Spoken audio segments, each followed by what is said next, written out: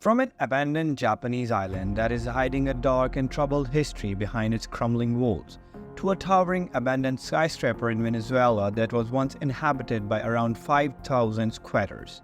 In this video, we'll be taking a look at the biggest abandoned mega projects in the world. We start with the Wonderland Amusement Park, located just a mere 20-minute drive away from the Chinese capital of Beijing. Wonderland Amusement Park was supposed to be the largest amusement park in Asia. Plans for it were drafted in the early 90s. The park would cover a total area of 50 hectares on an undeveloped cornfield. By comparison, it would have been about the same size as the famous Tokyo Disneyland in Japan. Chinese property developer Rainwood Group hoped for Wonderland to become the company's flagship project and for the property to draw millions of visitors from the nearby mega city. Construction on Wonderland Amusement Park began in the 90s. The plan for the site was to create a Disneyland-style theme park with the iconic castle centerpiece and medieval-themed buildings and walls surrounding it. Unfortunately, in 1998, halfway through Wonderland's construction, all work on the site was suddenly stopped and the park was left abandoned. Locals starting to bring up theories as to why the massive project was suddenly put to a complete halt. Some stories suggested that the park's location was cursed, while according to some rumors, a mass grave was unearthed during the construction. But despite all these rumors, the truth was far more plain and simple. After financial disagreements with the local government and farmers who had been working on the area even before the construction began, the entire project was put into a complete stop. The developers were not able to come to a consensus with the locals over property prices, and they unfortunately had to abandon the project as negotiations were struck. The project would have uprooted the livelihood of farmers and their families, and they weren't willing to just give up their only source of income. As Rainwood and all their workers hurriedly left the site, the half-built attractions in the property simply crumbled and nature slowly took over. Over the years, as the location was left abandoned, the local farmers simply reclaimed the land and resumed working and cultivating plants amidst the backdrop of a derelict medieval fantasy. An attempt to revive the project was initiated by the developers in 2008, but it ultimately failed once again as the built structures were already too crumbled and worn down beyond repair. 5 years later, the surrounding structures were eventually demolished, putting an end for any hope for the project to be completed. Number 4. The Memphis Pyramid. Since the city of Memphis in Tennessee is named after the historic city of Memphis in Egypt, Mark Hartz came up with an ambitious project for his hometown meant to mimic its ancient namesake. His original plan was to create 3 pyramids that would all be situated along the Mississippi River, mirroring the famous Giza Pyramid complex. These 3 structures would be built at a scale 2/3 the original size and resemble the exact same position of its Egyptian counterparts. The project was conceived in hopes of creating a name for the city of Memphis by creating a landmark that would represent the city to the rest of the world, similar in vein to St. Louis Gateway Arch or Paris Eiffel Tower. However, this ambitious plan didn't come to fruition until Mark Hartz's son John Hartz revived the idea in the 1980s. The new proposal scrapped the 3-pyramid complex in exchange for one main pyramid that would stand 98 meters tall and have a base of 180 meters, making it one of the biggest pyramids in the entire world. After his concept was adopted by Tennessee entrepreneur John Tigrit, construction on what would ultimately become the Memphis Pyramid began in September 1989. But even before the building finished construction and opened its doors 2 years later, the Memphis Pyramid already had many different problems. Many of the planned amenities to be built in the building were ultimately scrapped because of financial difficulties. These included a music museum, a radio station, an observation deck, an outdoor theme park, and a Hard Rock Cafe. So, when the Memphis Pyramid opened in 1991, it served as a basketball arena and the opening was a huge success. The entire building was filled with more than 21,000 visitors. However, on this all-important day for the pyramid, the toilets inside of the arena backed up and flooded this basement as the city's sewer transfer system failed to keep up with such a number of people. Over the next few years, the Memphis Pyramid would be used for many different purposes and events such as basketball tournament, concerts, and even a boxing match between Lennox Lewis and Mike Tyson. That became the highest grossing boxing event in history at the time. Although the Memphis Pyramid was turning a profit with the many different events it was hosting, it didn't have a permanent tenant that would ensure its long-term profitability. So in 2001, the city of Memphis attempted to relocate an NBA team into the city with the Memphis Pyramid serving as their home arena. The city spent an estimated $7 million to retrofit the facility to become a suitable venue for the Memphis Grizzlies. But after the Memphis Pyramid served as a Grizzlies home for the total of only 3 years, they left to move to the newer and more modern FedEx Forum, which opened in 2004.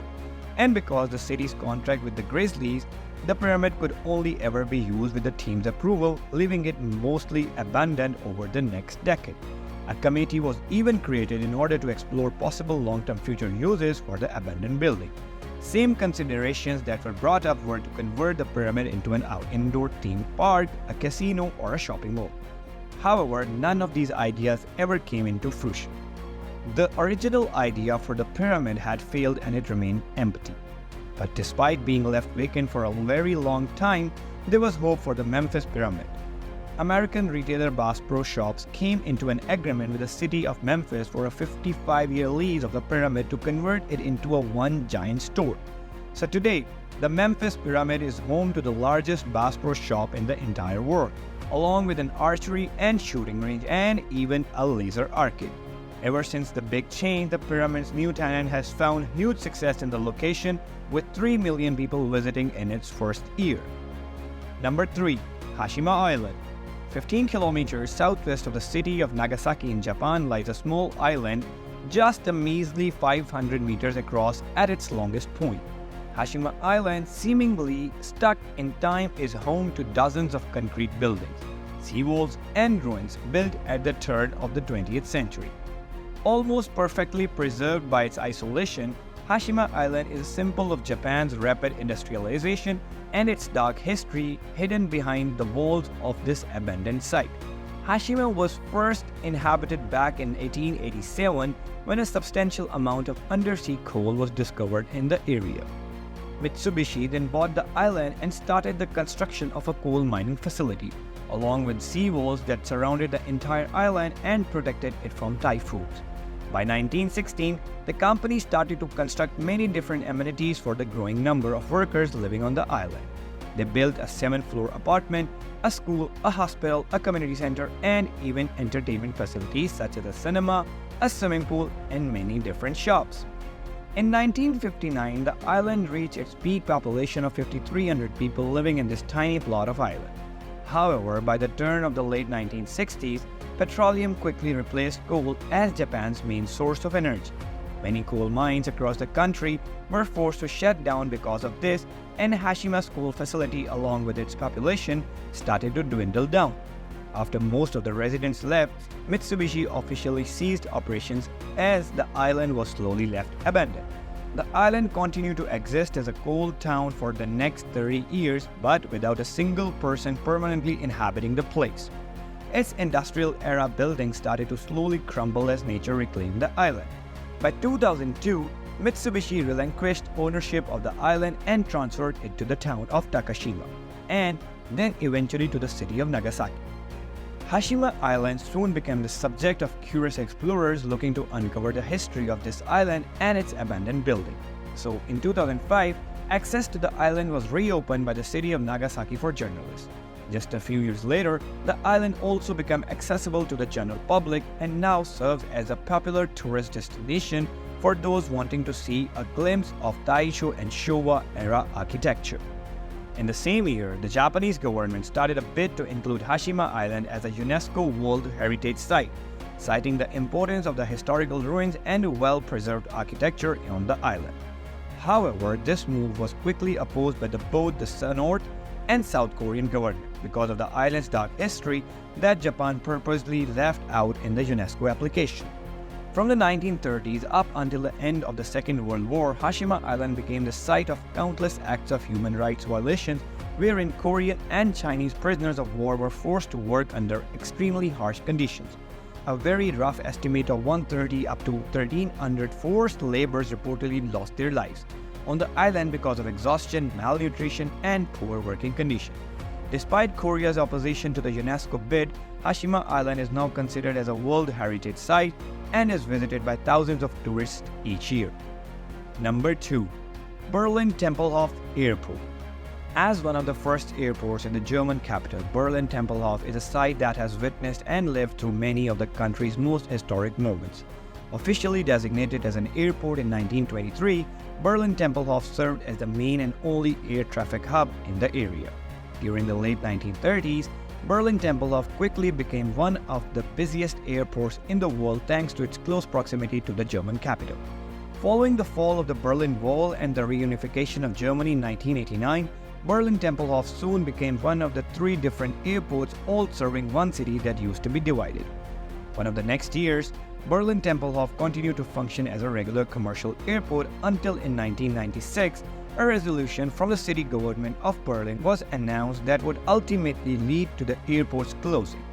Unlike the other projects in this video, Berlin Tempelhof actually served its intended purpose and was only ever abandoned because of its age. As a means of concentrating all domestic and international air traffic in the city to a singular central airport, Tempelhof and the neighboring Tegel Airport were planned to be closed down and replaced by the new Berlin Brandenburg Airport. Many Berliners refused the decision and a referendum was even held to keep the airport open. The referendum ultimately failed and the last commercial flight from Berlin Tempelhof took off on the 30th of October 2008. After that, the city of Berlin announced that they would transform the old airport into a city park with a budget of 60 million euros. In an event attended by thousands of people, the so-called Tempelhofer Feld opened and is now the world's largest inner-city open space with a total area of 380 hectares, even surpassing the famous Central Park in New York. Some of the city's history can still be seen today, such as parts of the old terminal along with the hangars, and even the runway can still be recognized even after the change. Today, the old airport also serves as a location for different events such as music festivals and fair.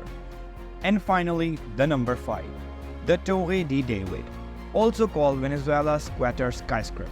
At a height of 170 meters and a total of 45 floors, the Torre de David in the Venezuela's capital city of Caracas in the country's 3rd tallest skyscraper. Construction began in 1990 and was supposed to be a mixed use of residential and office space located in the middle of the highly urbanized capital. However, just 4 years after work on the skyscraper began, construction was abruptly stopped because of the Venezuelan banking crisis. The government immediately took control of the tower in its incomplete state. The building lacked any of the most basic utilities and services necessary for a building like the Torre de David to function. It didn't have any electricity, running water, windows, and in some areas the walls weren't even complete. In 2001, the government of Venezuela even attempted to auction off the building along with the other structures in the complex, but nobody was interested in purchasing the rundown and incomplete building. At the same time as all of this was happening, the entire city of Caracas was suffering from a housing shortage that saw hundreds of thousands of people without a home. Because of this, the citizens of Caracas soon made their way into the buildings inside the complex and occupied them. Seeing as the towering skyscraper had been left abandoned for more than a decade now, the complex was occupied by as many as 200 homeless families looking for a place to call their own.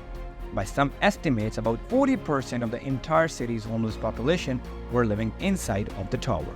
The tower's residents soon began to create their own utility services with an improvised adequate system, even serving residents up to the 22nd floor with running water. Motorcycles were even used to taxi residents and visitors between the first 10th floor, through a series of winding paths and ramps. The building even had its own salons, barbershops, parking garage, and even an unlicensed dental clinic. By the year 2011, the population of Torre de David grew to as much as 2,500 people and even peaked at one point at around 5,000 individuals. In 2014, after careful planning and discussion with the tower's residents, the Venezuelan government launched a program that would relocate the hundreds of families from the Torre de David into new government-provided homes in a new city south of the capital. What do you think about these abandoned mega projects? Let us know in the comments below. If you want to see such more videos, please like the video and subscribe our channel.